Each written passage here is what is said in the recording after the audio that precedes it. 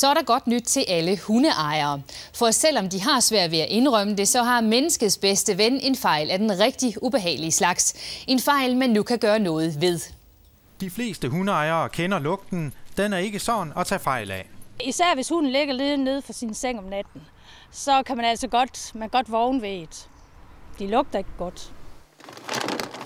Ejeren af et hundefoderfirma i Bjerringbro forsøger nu at gøre noget ved den ildelugtende sag. Han har fundet på at stoppe en ny ingrediens i foderet, for det, der kommer ind, har en betydning for det, der kommer ud. Når hunden laver en lille prut, jamen så dufter den faktisk ikke så stærkt som normalt. Bent Ransborg havde læst om Forskningscenter Foulums forsøg med cikorierod i grisefoder. Cikorie indeholder et stof, der gavner fordøjelsen, og det får svinene til at lugte mindre. Det vil være meget overraskende, hvis ikke det altså også er tilfældet med hundene.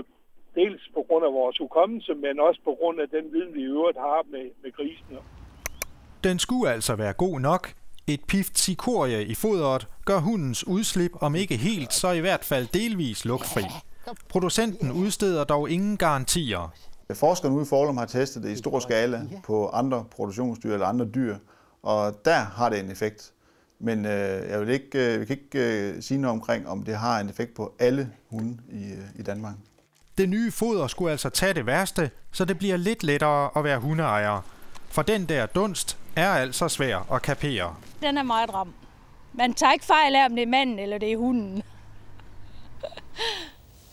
Det nye hundefoder kommer i butikkerne i næste måned.